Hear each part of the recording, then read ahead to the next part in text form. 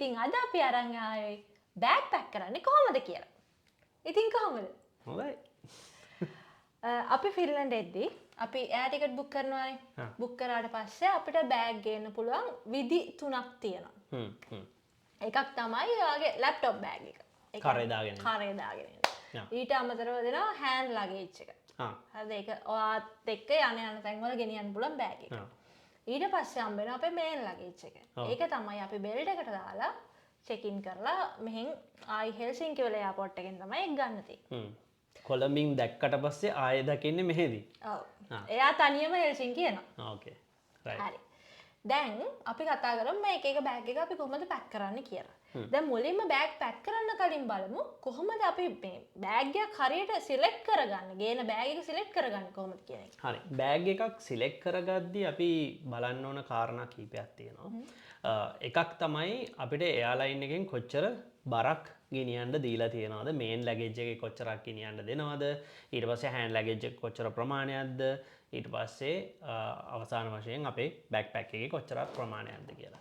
දැන් හුඟක් බෑග්ස් ඇත්තටම අලුතෙන් එන බෑග්ස් හුඟක් ලයිට් වේට්, වැඩිය බර නැහැ.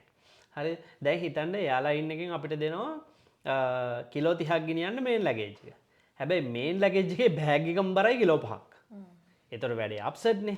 එතකොට පුළුවන් තරම් බර අඩු ලයිට් බෑග් එකක් ගන්න try කරන්න ඕනේ. ඉතින් එතකොට හුඟක් වෙලාවට ඉතින් බ්‍රෑන්ඩඩ් හොඳ බෑග් එකකට යන්න තියෙන එකේ හොඳ එකක් තියෙනවා. ඉතින් ඔය Samsonite, American Tourister වගේ මේ අපි කාටවත් බ්‍රෑන්ඩ් වලට සපෝට් කරනවා නෙමෙයි. ඒ එහෙම බ්‍රෑන්ඩ් ගන්නම කියලා දෙයක්වත් නැහැ. නැහැ. ඒක නිසා හොඳ ඒවා ගන්නකොට ඒ බ්‍රෑන්ඩ් වලත් හැබැයි තියෙනවා බර බෑග්ස්. දැන් මගේ තියෙනවා American Tourister එක හරි කිලෝ 4යි කිලෝ 4යි ගානක් බරයි. ඒක බරයි. 4යි 90 ගානකට කිට්ටුයිනේ. කිලෝ 5ක් බරයි. ඒක හાર્ඩ් කේස් බෑග් එකක්. මම ඒක බෑග් එකට ආසාවට ගත්තේ. ඒ බෑග් එක උඩ ඉඳගෙන හරි යන්න පුළුවන්. එච්චර හයියයි.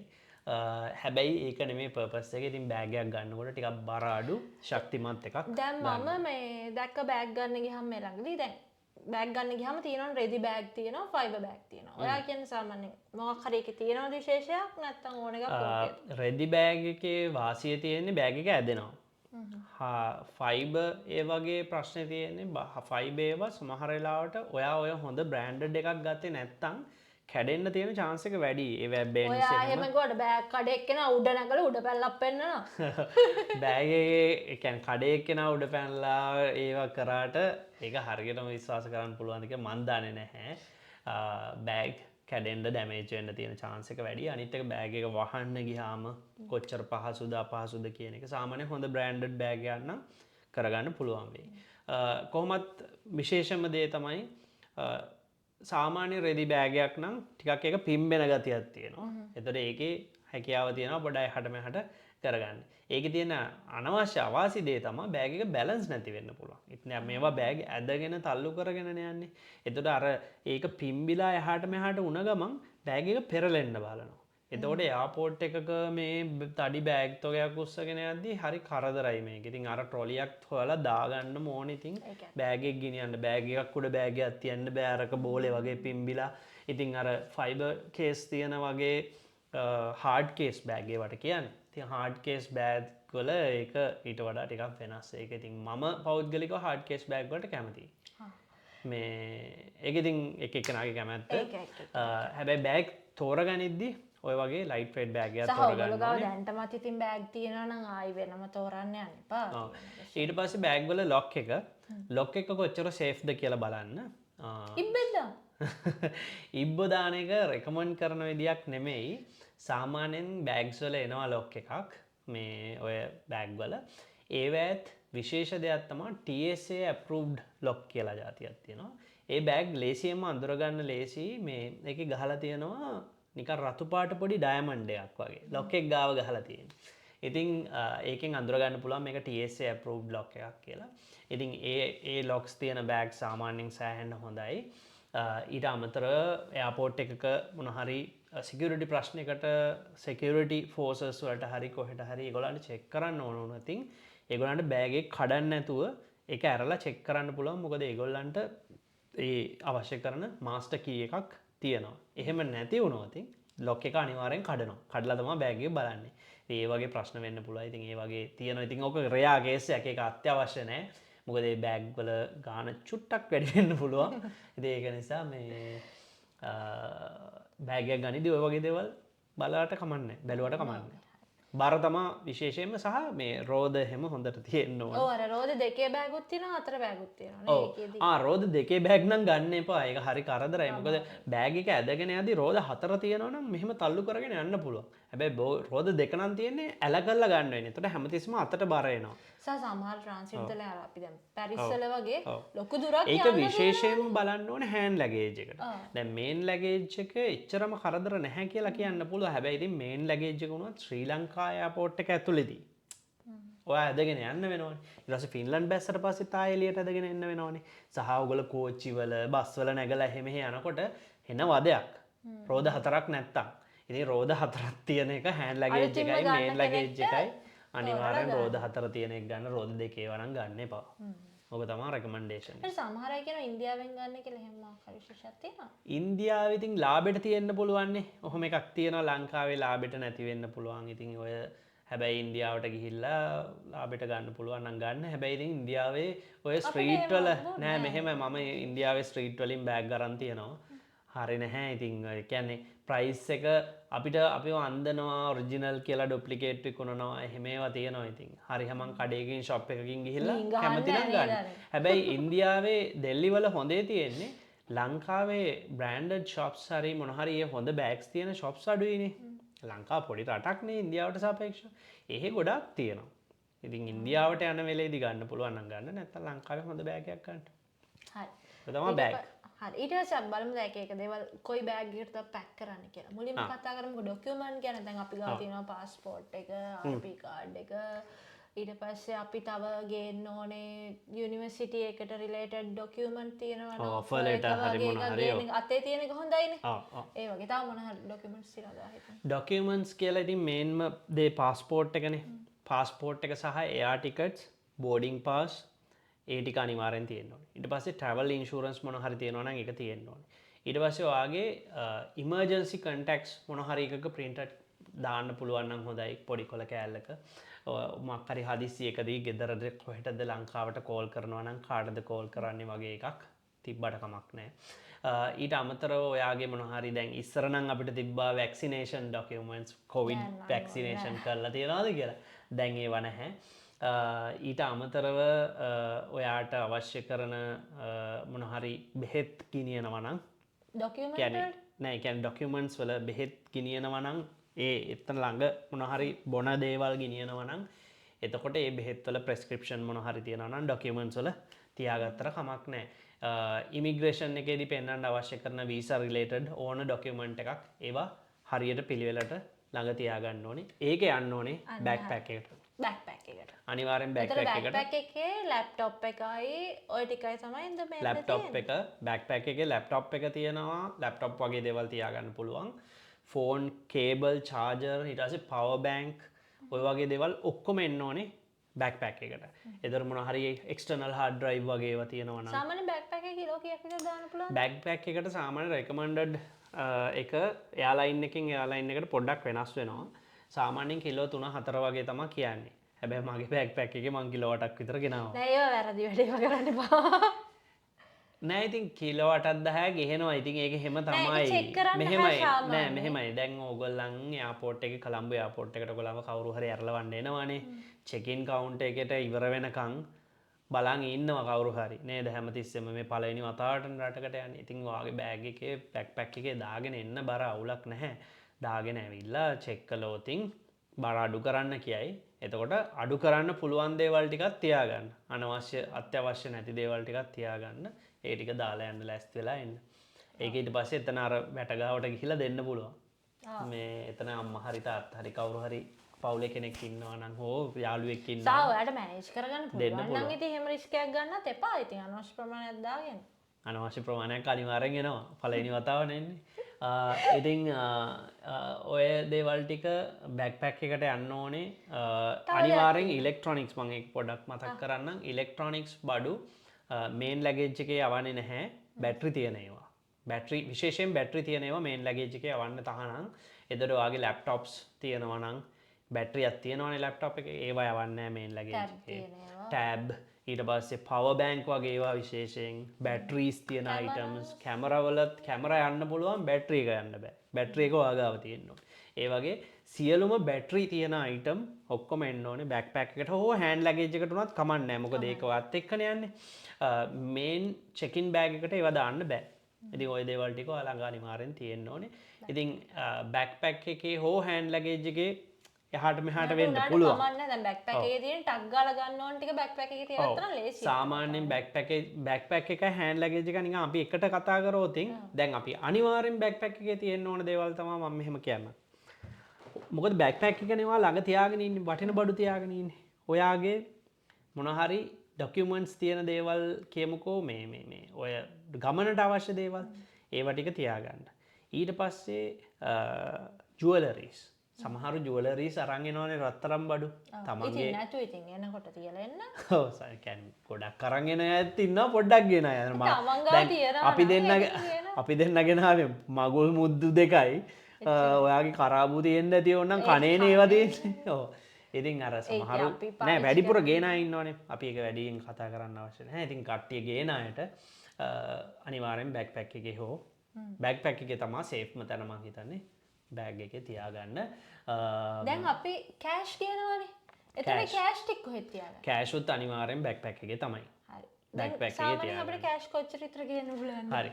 ඊට කලින් මම කියන්නම් බෑක්පැක් එකේ ඇයි දාන්න කියලා කියන්නේ කියලා. හේතුව කෑෂ් හෝ ජුවලරීස් වගේ වටින කියන දේවල් චෙකින් බෑග් එකේ ගිහිල්ලා යම් හේකින් බෑග් එක නැති වෙලා කොහේ හරි එයාපෝට් එකක බෑග් එක කවුරු හරි හොර අදහසක් තියෙන කෙනෙක් ඇරියොත් ලේසියෙන්ම වටින කියන බඩුවක් ගන්න පුළුවන්. ඇඳුම් නැති වුණොතින් ඇඳුම් සහ වෙන දේවල් නැති වුණොතින් ඔයාට ඒවා මූල්‍යමය වටිනාකම අඩුයිනේ.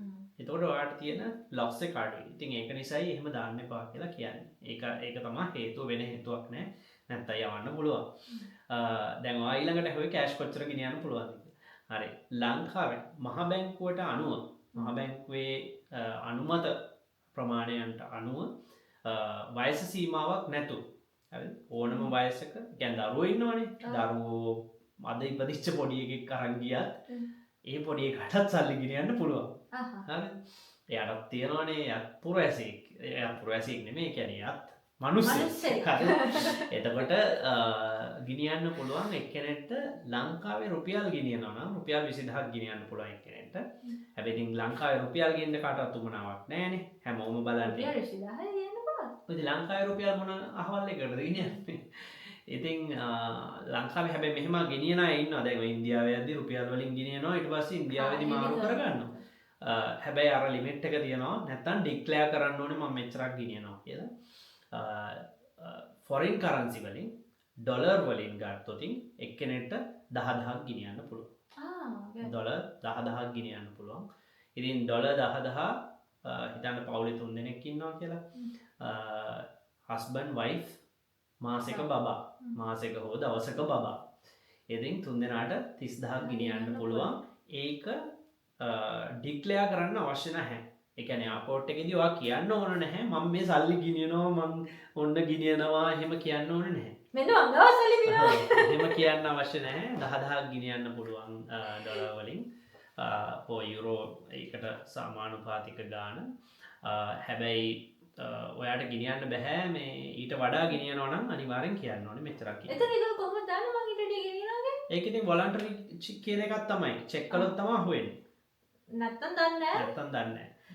මේක ඒ කියන්නේ සමහර විට ඒගොල්ලන්ගේ ස්කෑන් එකක අහුවෙනවද දන්නේ නැහැ මම දන්නේ නැහැ. හැබැයි අපි සල්ලි ගෙන ආපුවාම එහෙම බැලුවේ නැහැ. මේ එහෙම චෙක් වුන්නේ නැහැ. ඉතින් අපි ওই දේවල් තමයි කියන්න ඕනේ මූලිකව. තව දෙයක් අර බෑක්පැක් එකේ යන්න ඕන දේවල් නෑ මට තව කෑෂ් ගැන ප්‍රශ්නයක් තියෙනවා. දැන් අපි සල්ලි මාරු කරනවානේ බැංක් එකකින් හරි වෙන කොහෙන් හරි සල්ලි මාරු කරනවානේ. ඒතර ඒ ડોකියුමන්ට් එක මොකක් හරි ඒ කෑෂ් එක තියෙන්න ඕන නැත්තම් අවුලක් නැද්ද? සාමාන්‍යයෙන් ඔය ડોකියුමන්ට් එක තියාගන්න ඕනේ. කොහෙන්ද මේ සල්ලි ගත්තේ කියලා. ඒක අත්‍යවශ්‍යත් නැහැ. ඒ කියන්නේ ඔය 10000ට අඩුවට ගෙනියද්දී එහෙම අවශ්‍යතාවය ලොකුවට නැහැ.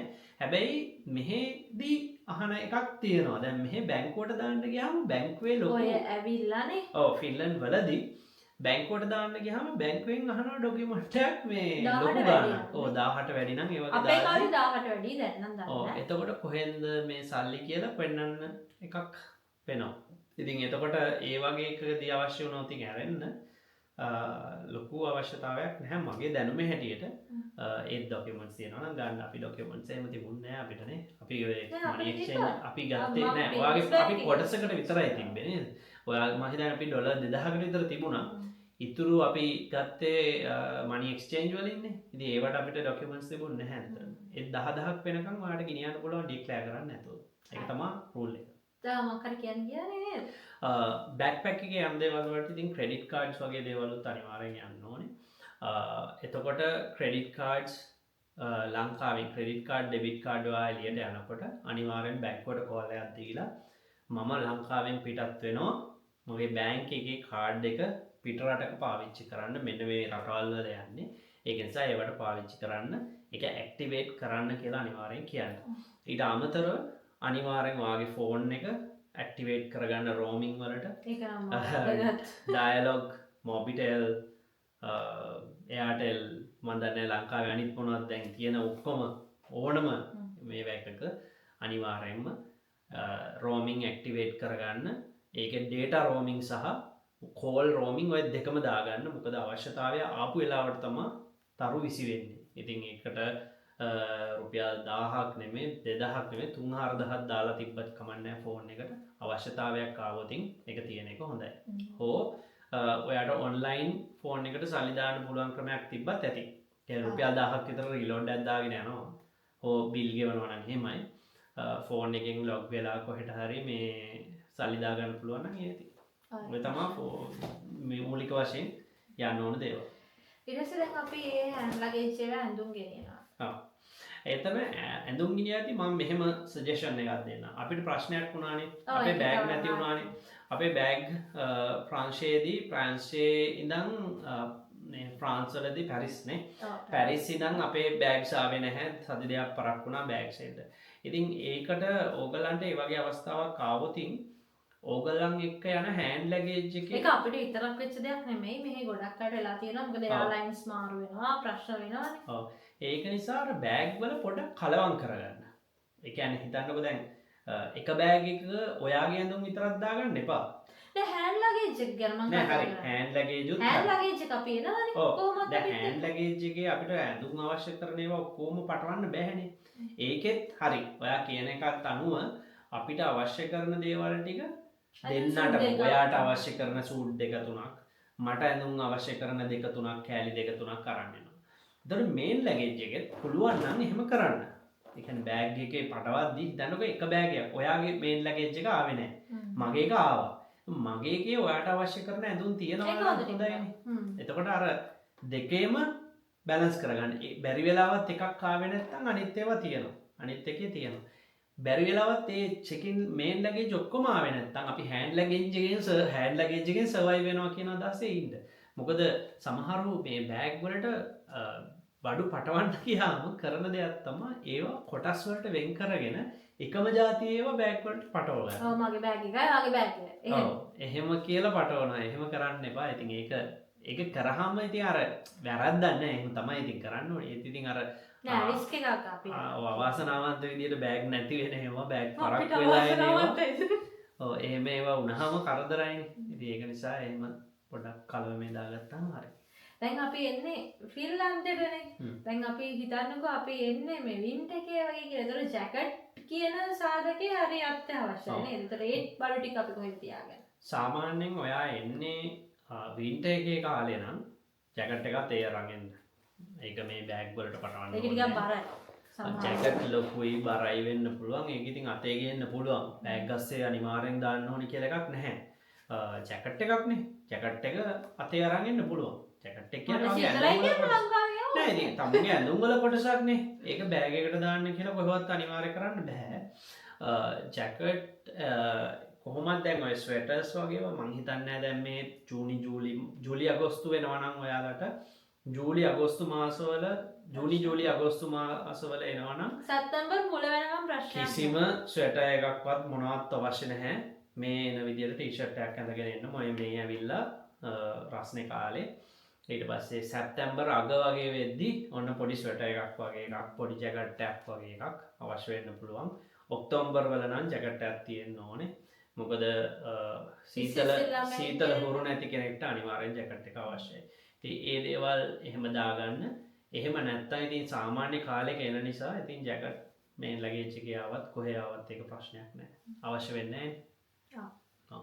ඊළඟට මේ හෑන්ඩ් ලගේජ් එකේ සහ බැක්පැක් එකේ ඔය දැන් පැය 12ක 13ක ගමනක් නෙමෙයි ඉන්නේ.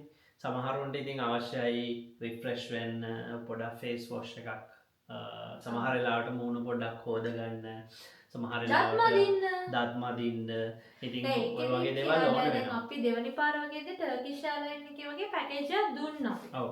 ඉතින් එක එක එයාර්ලයින් වල ෂුවර් නෑ මොකද අපිට එමිරේට්ස් ඔව් ඒක මෙහෙම දෙයක් තියෙනවා. ඉතින් එයාර්ලයින් එකම මතත් නෙමෙයි එයාර්ලයින් එක ෆ්ලයි කරන ටයිම් එක අනුවත් වෙනස් වෙනවා.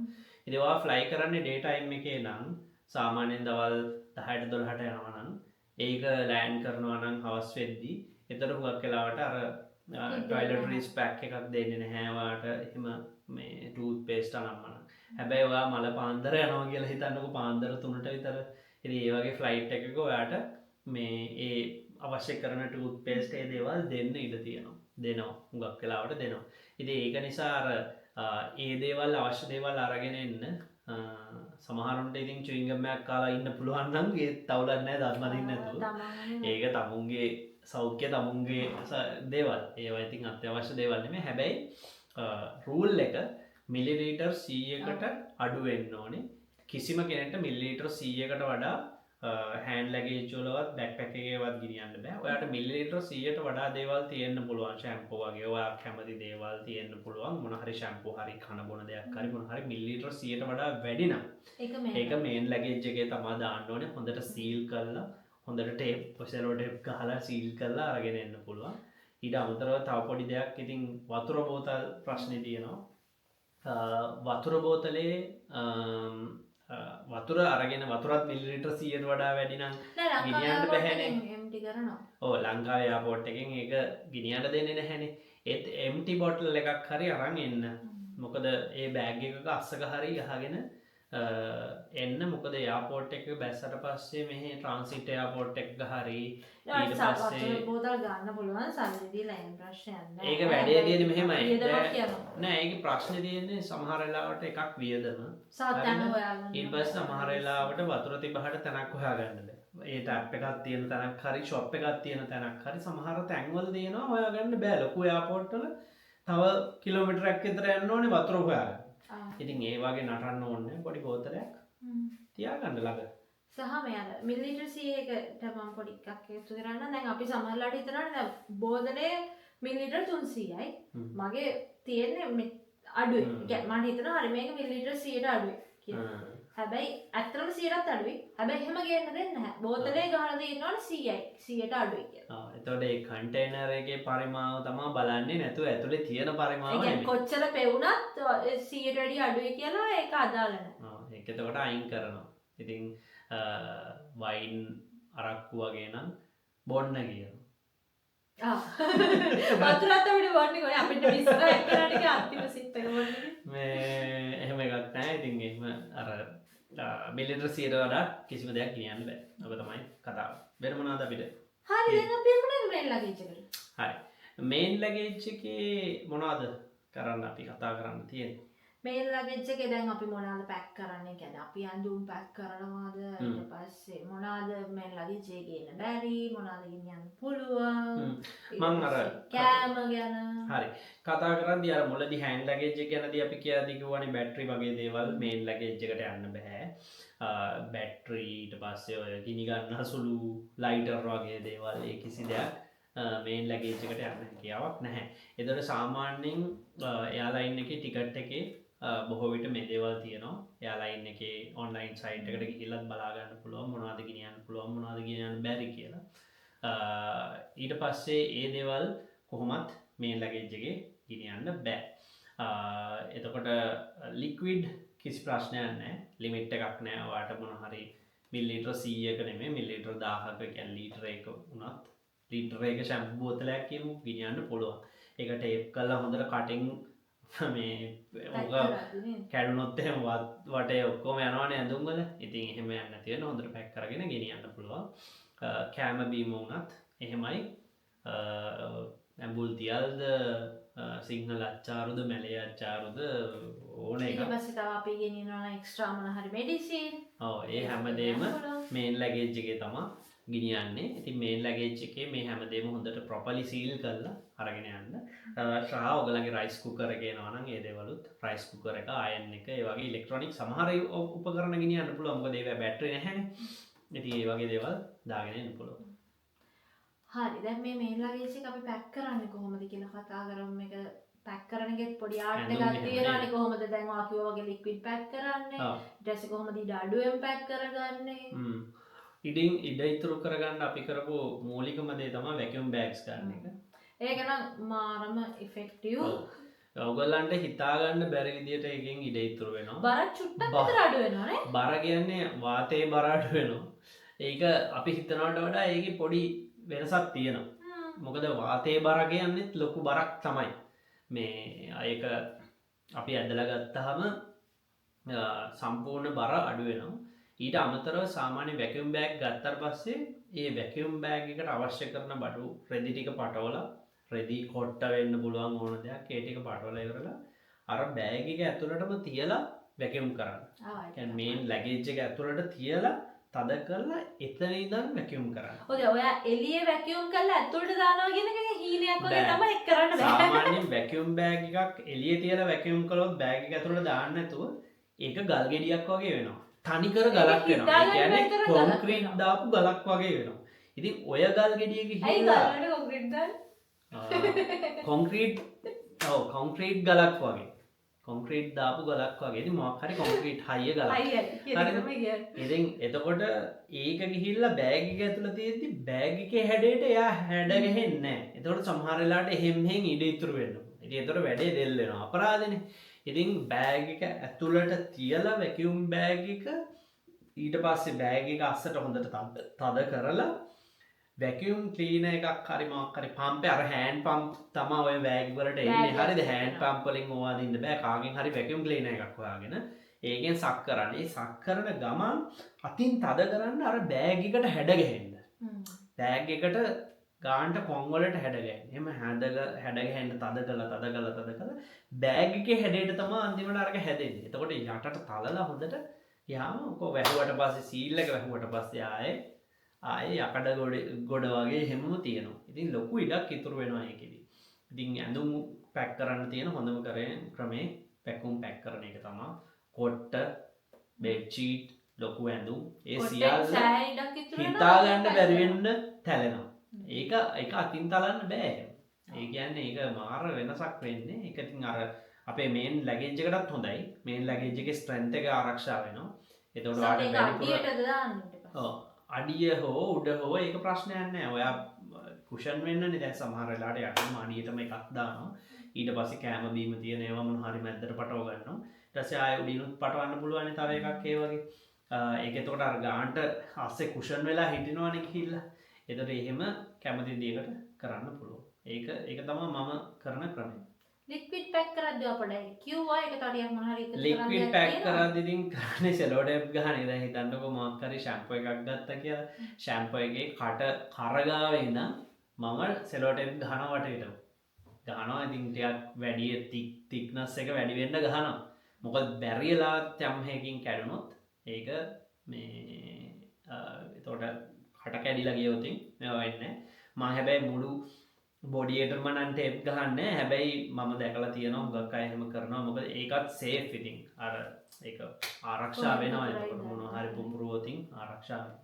දැන් අපි කොහොමද කෑම ටික පැක් කරන්නේ? කොහොමත් අපිට කෑම මොන හරි ගෙන ඉන්නවනේ. ඔව්. කෑම පැක් කරන්න අපි වැකියුම් බෑග්ස් අපි ඒත් සල්ලි වලට ගත්තා.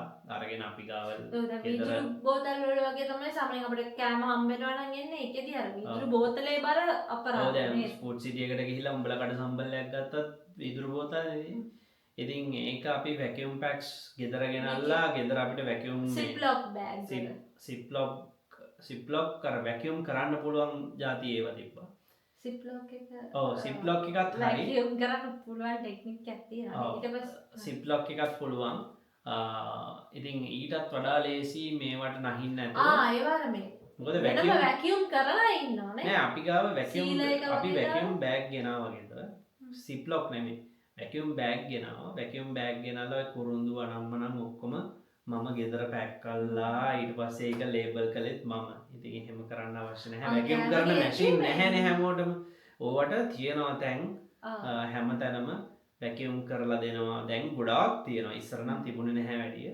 දැන් වැකියුම් කරලා පැක් කරලා ඔක්කොම කරලා දෙන තැන් තියෙනවා. ඉතින් ඒගොල්ලෝ ලේබල් කරලා ඔක්කොම අය ලේබල් එක තියෙන එක මොකක් හරි අනිවාර්ය එකක් තියෙනව නේද ඒකේ? ඔව් එක්ස්පයරි ඩේට්ස් එහෙම ගහලා එහෙම එන්න ඕනේ. ඉතින් ඒ අපි කියන්නේ අර ගේන මම ඔක අහලා තියෙනවා හැබැයි කොහෙවත් චෙක් වෙන්නේ නැහැ. ඒ කියන්නේ අර ඒක ගෙදරක ප්‍රොඩක්ට් එකක් නෙමෙයි ඒක අර ඒක properly ප්‍රොඩියුස් කරපු හැදිච්ච එකක් තැනක් කියන්නේ තියෙනවා වගේ වැඩේ label එකක් තියෙන්නේ තියෙනවා නම් ප්‍රශ්නේ හොඳයි කියලා. ඒක ඇවිල්ලා එතනක් තියෙන්නේ මේක අර safe කියන්නේ. මේක ෂෙල්ෆ් එකේ available product අන්න එකක් හරි. සුපර්මාකට් එකක තියෙන විදිහේ product එකක් කියන safety එක තමයි නැතුව මේ ගෙවල් වල හදපුවා නෙමෙයි කියන එක තමයි ඒ වගේ තියෙන්නේ. label එකක් ගහලා හැබැයි මෙහෙනම් ඕවා check කරන්නේ check නැහැ. කරේ නැහැ. ෆින්ලන්ඩ් වල නම් එච්චර ස්ට්‍රික්ට් නැහැ. ඔය නිව්සීලන්ඩ් ඕස්ට්‍රේලියා යනවා වගේ ෆින්ලන්ඩ් අවශ්‍ය නැහැ. ඔයාලට ඇඹුල් දියල්ද ඕන මගුලක් මේ මුස්සන් එන්න පුළුවන්. මෙහෙනම් අපිට කවුරුත් අදාළ check නැහැ. කරන්නේ. ඉතින් ඕන නැති එක එපා. එක හැම මගුල මුස්සන් එන්න එපා. නිකන් මේ පණ තියෙන ගස් අරන් එන්න එපා. ඒ කියන්නේ මේ ඒ වගේ වැඩක් කරලා මාට්ටු වෙන්න ඉඩ තියෙනවා. ඉතින් ඒ වගේ ප්‍රශ්න ඇති වෙන්න පුළුවන්. මල් පැලයි ඒ උස්සන් එන්න එපා. ඉතින් ඒ කියන්නේ හිතන්නකො ඇට වර්ගයක් මොකක් හරි ගේනවා කියලා. ඒක මං හිතන්නේ පොඩ්ඩක් ඉරේ යන්න පුළුවන් වැරද්දක්. ඔව් පැල කරන්න පුළුවන් ඇට වගේ දේවල් එහෙම ගේන්න එපා. ඔව් මොන හරි සිතින්. තව ඉතින් අපි බෙහෙත් ගේනවා ඩිපැක් කරද්දි මොන හරි බෙහෙත් කියන්නේ තව වෙනම එපිසෝඩ් එකක්. ඔය බෙහෙත් කියන්නේ අපේ ෆින්ලන්ඩ් එද්දි ගේන්න ඕන වීඩියෝ එකේ අපි තාම කරලා නැහැ එපිසෝඩ් එක. අනිත් ටික පබ්ලිෂ් බෙහෙත් කරලා. මොනවද ගේන්න ඕනේ මේනු මොනවද ගේන්න එපා කියන එපිසෝඩ් එක අපි අරගෙන එමු තව එකක්. ඒක මම හිතන්නේ විශේෂ බෙහෙත් ගැනම. බෙහෙත් ගොඩක් ගේන්න එපා කියලා අපි කවන්න කලින් තියා ඔයගලන්ට පොඩි ඉන්ඩිකේෂන් එකක් දෙනවා. හෙට බෙහෙත් අවශ්‍ය නැහැ. හැබැයි බෙහෙත් අත්‍යවශ්‍ය ගේන්න ඕන දේවල් තියෙනවානේ. අපි එපිසෝඩ් එක තුල කතා කරමු මෙහෙ කොහොමද බෙහෙත් ගන්න කියන ඉන්ෆෝමේෂන් ඒවා අපි කතා කරමු. බෙහෙත් අත්‍යවශ්‍යයෙන්ම ගේන්න ඕන දේවල් තියෙනවා නම් ඒවට ප්‍රෙස්ක්‍රිප්ෂන් අරගෙන ඒ ප්‍රෙස්ක්‍රිප්ෂන් එක ළඟ තියාගන්න. එතකොට කිසි ප්‍රශ්නයක් නැහැ. වාට බෙහෙත් ටික අරන් එන්න පුළුවන්. හරි. ඔය ටික තමයි නේද අපිට තාම හරියට තියෙනවද කතා කරන්නේ? ඔය ටික තමයි බෑග්ස් වල තියෙන්නේ. බෑග්ස් වල ෆොටෝ ගහගන්න එයාපෝට් එකේදී අනිවාර්යෙන් එයාපෝට් එකේදී චෙක් ඉන් බෑගේජ් එක විශේෂයෙන්ම ඒ කියන්නේ බෙල්ට් එකට දාන බෑගේජ් එකේ අනිවාර්යෙන් ෆොටෝ එකක් ගහගන්න ඕනේ. වටේටම ෆොටෝ ගහගන්න බෑග් එක මේ තත්ත්වයෙන් තිබුණේ එයාලා ඉන්න එකට බාර දෙද්දි කියලා. ඊට පස්සේ ඔයාට මොන හරි බෑගේජ් එකට ප්‍රශ්නයක් වුණොත් බෑගේජ් එක නැති වුණොත් ඒකේ මේ හොඳ තත්ත්වයෙන් මෙන්න මේ විදිහට තිබුණා කියලා ප්‍රූෆ් එකක් විදිහට යූස් කරන්න පුළුවන්. අපි හැව්වා අපෙන් හැව්වා අපේ බෑගේජ් නැති වුණාට පස්සේ ෆින්යාවල මෙහි ඔෆිස් එකෙන් කොයි වගේද බෑග් එක කියලා මට බෑග් එකේ කපාටක්වත් මතක තිබුණේ නැහැ අතන. ඒ කියන්නේ බෑගේජ් නැති වුණේ මගේ හොඳ බෑග් එක ආවනේ. නෑ ඒක ආවේ නෑ. ඒක මතක තිබ්බා මට. ඒතකොට මට අනිත් බෑගේජ් එක ඇවිල්ලා ගොඩක් වෙලාවට සමහරවිට අපි අලුතෙන් ගන්න බෑග්ස් තියෙන්නේ. ඔව් බෑග් එකේ කලර්ස් මතකත් නෑ. කලර් එක මොකක් හරි මේක නිකන් අර කැමා ටයිප් එකේ කැමෝෆ්ලාජ් වෙන වගේ එකක්. අපි එක්ස්ප්ලেইন කරන්න ඉන්න එක්කනට ඉංග්‍රීසි අමාරුයි. ඔව් ඒකට අපිට එක්ස්ප්ලেইন කරන්නත් අමාරුයි. ඔව් එතකොට ඒ බෑග් වලටත් වෙන වෙන නම් කියනවා. හරිද? අපි දන්නෙත් නෑ. බෑග් එකේ සයිස් එක බෑග් එකේ හැඩය අනුව විශේෂ වෙන නම් තියෙනවා. ඉතින් ඒගොල්ලෝ අහනවා මේකද මේ જાතිකක්ද මේ જાතිකක්ද කියලා. ඉතින් ඒවට උත්තර දෙන්න අපි ගාව.